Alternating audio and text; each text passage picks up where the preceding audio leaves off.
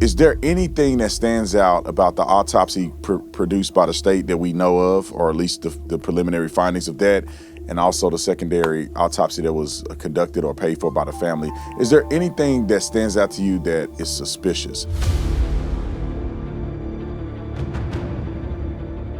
All right, ladies and gentlemen, another incredible interview. I wanted to interview a medical examiner so that we can get some clarity on the autopsy. Obviously, preliminarily, we have the autopsy that was conducted by the state, and then we have the secondary autopsy that the family ordered. And I'm still confused about how this all is playing out. I don't know what is typical, what's not typical, what is suspicious. Is there anything suspicious? So I wanted to have a gentleman on that I think has an incredibly balanced perspective on this. His name is Dr. Kendall Crowns. He's the chief medical examiner in Tarrant County. For those of you who follow me know I was born and raised in Fort Worth, and my whole family live in Tarrant County. So it's kind of good to have a person from my hometown on the show. So help me welcome to the show, Dr. Crowns. Dr. Crowns, welcome. Thank you. Nice to meet you. And so I just want to get to the bottom of as much as we can, because this is so dynamic. There's so many elements that we don't know. The state hasn't really produced a lot of information, and people who understand investigations know why they haven't. I don't believe that's anything nefarious. I think they're just doing their fair due diligence. But based on your expertise as a chief medical examiner, is there anything that stands out about the autopsy produced by the state that we know of, or at least the preliminary findings of that, and also the secondary autopsy that was conducted or paid for by the family? Is there anything that stands out to you that is suspicious in this, from what we know? Well, so the difficulty we have at the present time is you have an ongoing investigation. You have findings from each autopsy. He's decomposed. The autopsy from the state hasn't issued any formal declaration. And then the secondary autopsy has had some findings, a reddening of the head, back of the head that they discussed. And then they mentioned the absence of the neck structures and other things.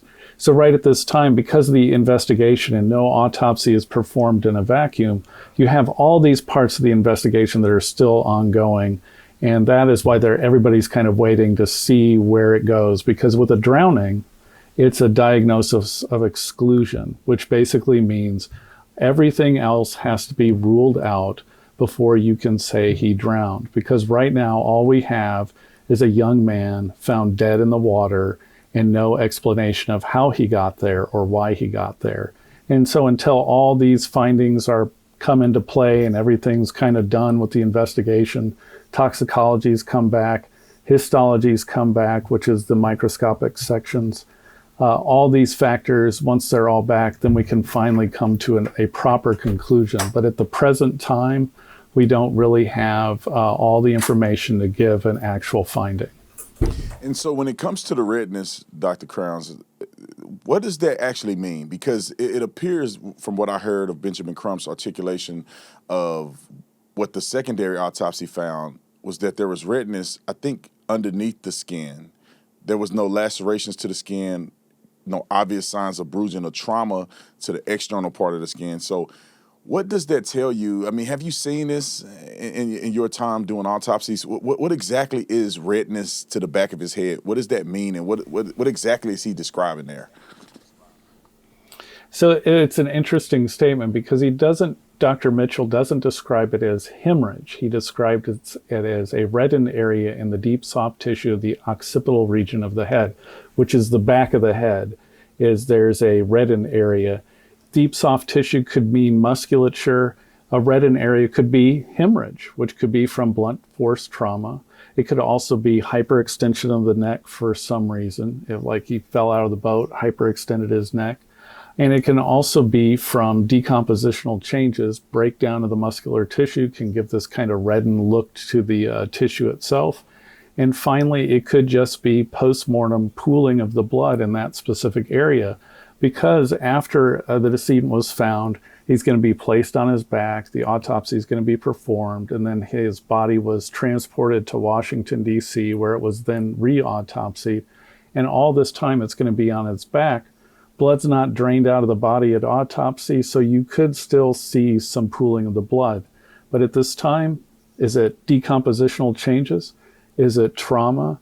Or is it something else? We really don't know. And I assume Dr. Mitchell probably took sections of the tissue from that area to look at under the microscope to see if it is indeed trauma related.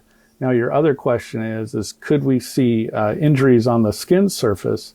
Yes, if he had had a bruise to that area, a laceration, which is a cut or a tearing of the skin, and an abrasion, which is kind of scratching the skin surface, you would still be able to see that. Even if he had been decomposed, you would still be able to see that. The only way it would disappear is if scavengers had eaten it away or he had decomposed so much he'd be skeletal. So if there was injury to the outer surface of his body, Dr. Mitchell and the initial medical examiner in Mississippi would have spotted that and would have made note of it. So, but there is nothing noted in specific that it was any damage or bruising to the outer skin layer. Not that I've seen on the report. Do you think that, after looking at the secondary report, obviously people have their own opinions about whether or not this is necessary or not. I find it to be reasonable to get a second opinion, especially when it's your child that have died. You want to make sure that every stone is unturned.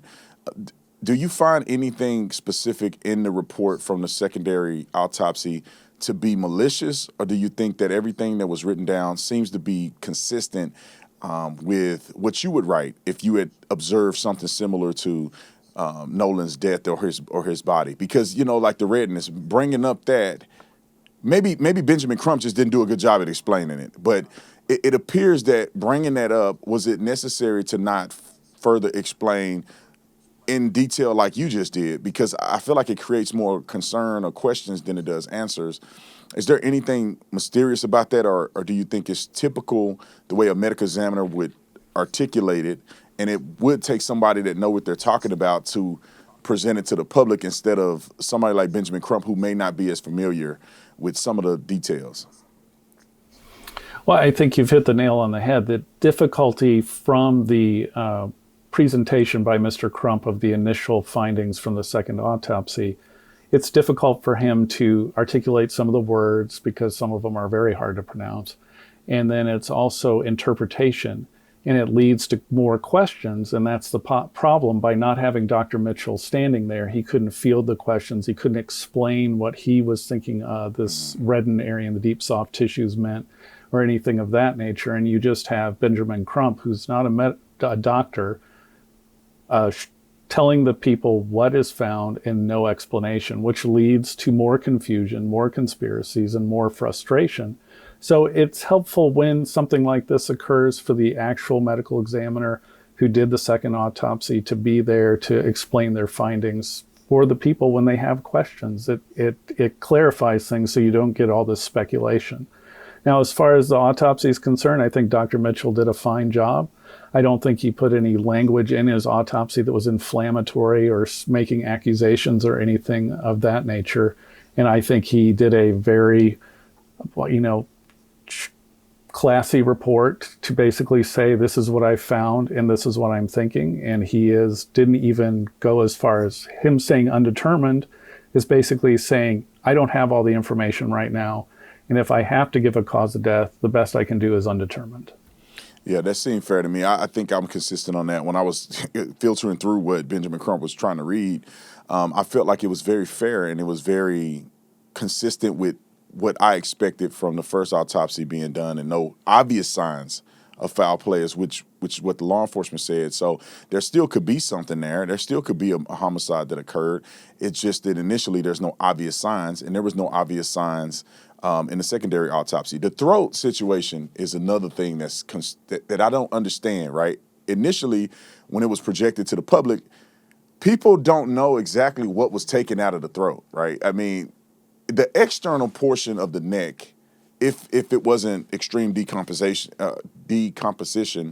or, some animals, took chunks out of it, the layer of the skin here is still intact. It's just the internal workings of the throat. Can you explain what was missing? And is that normal, or is that inconsistent with producing producing the body to a secondary autopsy, that the throat would be completely missing? Certainly. So when we're talking about the throat, you have the skin, of course, as you talked about. And then immediately underneath that skin, like within a quarter inch or so, is your hyoid bone, thyroid cartilage, trachea, main stem bronchi. So it's your upper airway. Behind that's your esophagus. Sides of it are your internal jugular carotid artery. And then you have these muscles. They're called the strap muscles of your neck, and they help move your head around. So when you do an autopsy, you do a layered neck dissection. You cut the surface of the skin back, and then you peel each muscle up looking for hemorrhages, which would be signs of a strangulation or other blunt force trauma to the neck. And then you evaluate the areas that are the thyroid cartilage and the trachea, larynx, and hyoid bone for fractures. With a young individual like Mr. Wells was, these areas are not ossified, which means they're not bony, and they don't have a tendency to break in a strangulation until you get much further along in age. Probably around 50, you'll start seeing fractures.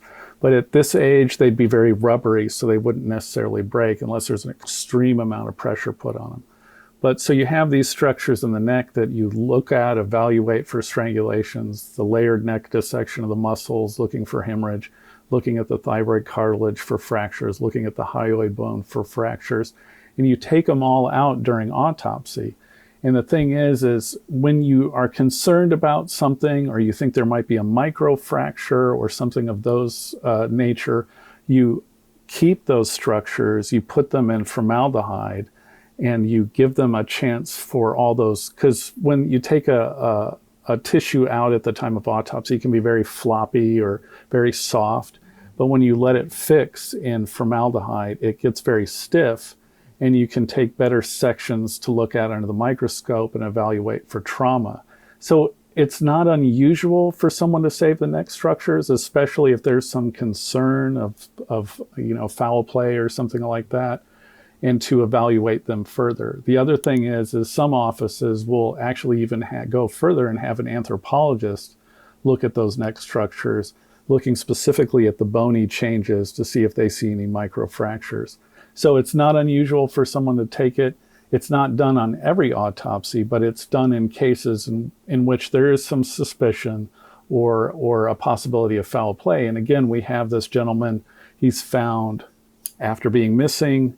No one knows what happened, and he's found floating up. So maybe they're wanting to do their due diligence and go further and look at the neck structures even more microscopically to make sure there's no injuries. And then the fact that it's not there is the fact that they kept it to do this further testing, and then it's not available for Dr. Mitchell to look at his autopsy, which is a limitation for him. And then one thing about second autopsies is usually it's a collaboration, because the initial doctor wants to be right. And if a second autopsy is done, usually you talk with that doctor, you collaborate, and you make sure what they find you know about, and you can incorporate into your case if you think it's of significance. And you can also give them information so they can put it in their case if they think it's of significance. That way, everybody comes to a proper conclusion. Perfect. I just want to clarify something. So with the furthering of investigation on the neck area,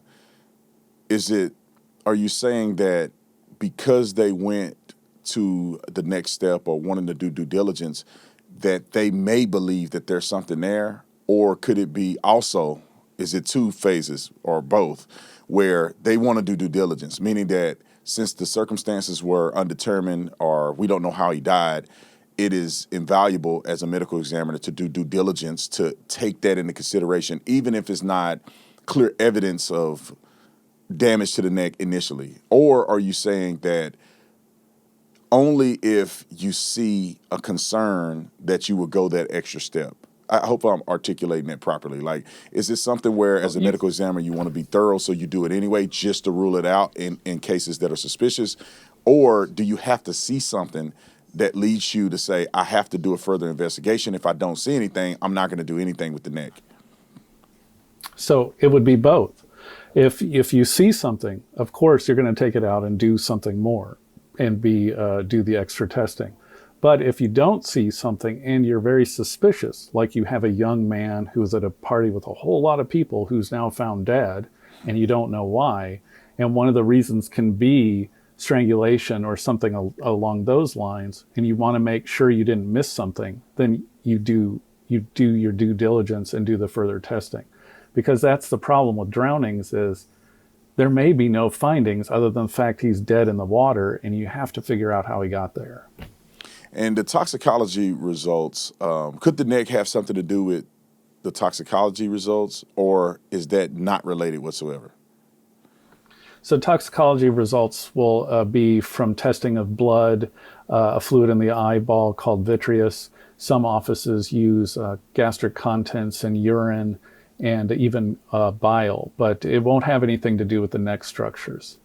And when it comes to the toxicology results,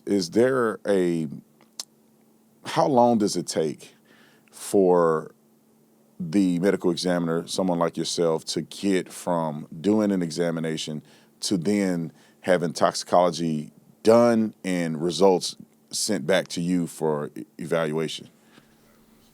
So it depends on the jurisdiction, but standardly it's about 6 to 8 weeks for toxicology to come back. It can come back quicker if there's nothing to be found, but usually if they are finding some things, it'll take 6 to 8 weeks. And I would also say if there is any decomposition in Mr. Wells, which I think they've alluded to, there can be decomposition production of alcohol by the bacteria that's breaking down your body. So he will have an alcohol level that can be actually, he could have had no alcohol in his system, but it'll show alcohol, or the alcohol he had in his system will be even higher because of the decomposition. Yeah, are you able to determine how much alcohol could have been metabolized based on some mathematical structure, or how do you know what the difference is? Like, somebody, the cause of death could have been, maybe they drink too much and they died from alcohol poisoning, but then they die and they decompose, and then their alcohol concentration is even greater.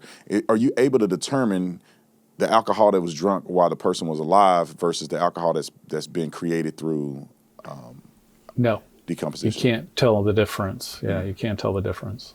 But it's just, you can look at the body and say, they're in a moderate state of decomposition. They've got bloating, they've got green discoloration, skin slippage, and then their blood alcohol comes back at a 0.10 or a 0.08, and then you can be like, well, decomposition could have elevated that, or it could all be from decomposition. It'd be difficult to say. Oh, okay. So there's no mathematical equation of alcohol produced through decomposition, or, from a week versus a day, or there's no, because like you drink alcohol and there's a certain way the body metabolizes alcohol over time, so you can kind of do a reverse mathematical equation and say, okay, if this person has alcohol here, and we can deduce that the person's alcohol level was this because they metabolized at this rate. So there's no rate of alcohol production from decomposition. That's correct. There's no formula. You couldn't predict it. Okay, that's interesting. Now, do you ever see, or have you ever seen, a situation where you predicted that it had to have been from decomposition because the alcohol concentration or alcohol level was so high when a person has been found dead after a week or so? Because you say, well, if it's a 0.2 something and he's been dead for a week, well, I guess the body would metabolize it if you're dead. So the alcohol concentration is going to be very difficult to determine if he was intoxicated when he died or it had no result at all. Right. So whenever you drink a beer, it's a can of beer, a shot of hard liquor, or like whiskey, a glass of wine. It elevates your blood alcohol 0.02%. And then you metabolize at a rate of 0.02%. So you drink one glass, you wait an hour, your blood alcohol is back to zero. So when you die, you don't continue to metabolize the alcohol you had in your system. So if you died at a 0.08%, you will be 0.08%. But as the decomposition occurs, your blood alcohol level will elevate. So you'll go from that 0.08 to a 0.18. And in the literature, it says it usually gets to about a 0.1, depending on how decomposed they are. But they've even found people getting up to a 0.19. So we have to, anytime the body's decomposed and we get an alcohol level back, we have to look at it and be like, well, they are decomposed, so I don't know if it was really that high. One of the things you can look at is the liver. Is when you drink, it causes basically damage to your liver, and the liver compensates by creating fat in the liver. So instead of the liver being this kind of brownish red coloration, it gets this yellow, bright yellow look to it. So in a binge drinker type situation, we might see this big kind of greasy yellow liver, and then we'll get the alcohol level. And yes, it's elevated by decomposition, but we can also say, well, there is a component of that that is from alcohol because of the changes in the liver. So in decomposition, you get kind of this correlation between physical findings in the organs versus the toxicology results, and then you just kind of try and make your best opinion. And that is ultimately what we are giving as our opinion. So the inconsistencies in potential alcohol concentration, blood alcohol, will there be adversity when it comes to other forms of drugs or other things in his system that may be noteworthy? Is decomposition something that hurts the findings of those things as well? Like, just say if he had cocaine in his system, would decomposition hurt the ability for you to find that to be conclusive that it was cocaine, or could it be washed away through decomposition? So cocaine is, you can still find it in decomposition. In fact, when the body starts forming blisters from decomposition, the fluid in the blisters will still have the cocaine in it. So that is one thing we can look for.